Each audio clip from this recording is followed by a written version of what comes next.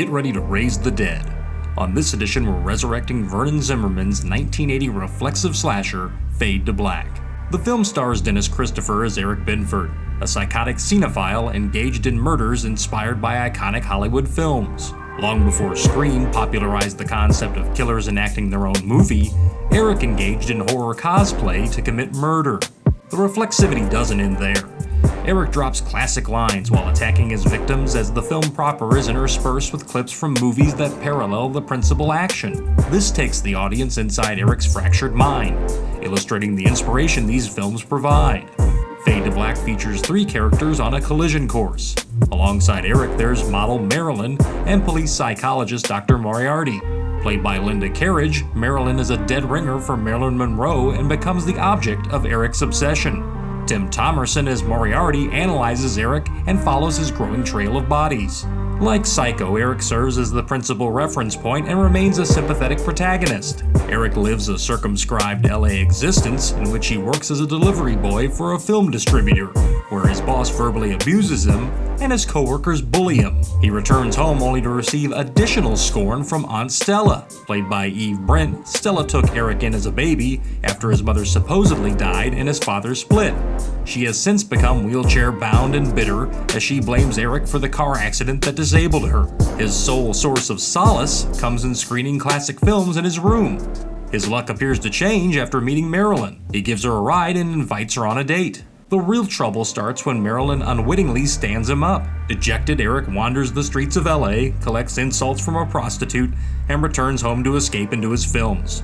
Aunt Stella then picks the wrong time to interrupt his solitude and knock over his projector, a mistake that proves to be fatal.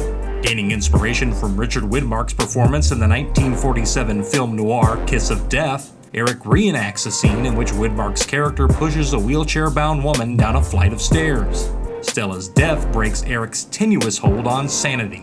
He changes the name on his mailbox from Binford to C. Jarrett, informing the befuddled mail carrier that his name is now Cody Jarrett. This is James Cagney's character from the 1949 film White Heat. He then embarks on a vengeful killing spree, targeting those who previously wronged him. He stalks the prostitute who insulted him as Bela Lugosi's Dracula in full makeup before impaling her on a picket fence and drinking her blood. He engages a co-worker played by a young Mickey Rourke in a fatal gun battle while impersonating William Boyd's portrayal of Hopalong Cassidy. Dressed as the Mummy, Eric frightens his surly boss into having a fatal heart attack. And as Cagney's Jarrett, Eric tracks down a film producer who stole his script idea and empties a Tommy gun into him in broad daylight and in front of witnesses. This puts Moriarty and the police on his trail, and the research reveals that Aunt Stella was actually Eric's mother. They soon track Eric to the climax of his fantasy production, in which he intends to get the girl. As Jarrett, he hires Marilyn for a photo shoot designed to reenact a scene from Monroe's 1953 film, The Prince and the Showgirl. Moriarty and posse arrive to nab Eric, but he escapes with a drugged Marilyn, fleeing to the top of Grauman's Chinese Theater. Surrounded, Eric spares Marilyn before a trigger-happy sharpshooter plugs him.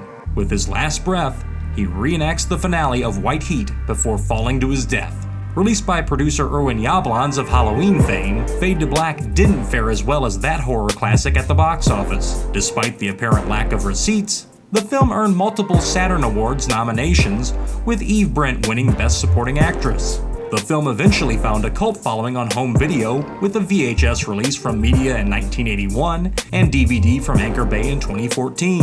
Unfortunately, Fade to Black has yet to receive Blu-ray treatment and remains out of print and unavailable via streaming, with a quirky plot, haunting imagery, and fitting title that alludes to Eric's metaphorical descent into darkness, as well as the visual transitions used to close each murder sequence. Fade to Black serves as a unique slasher in an era dominated by carbon copy product. So, for an innovative thriller that is heavy on drama and low on gore, Fade to Black might just light up your life. Finding a copy for repeated viewing, though, could prove to be a costly and unhealthy obsession.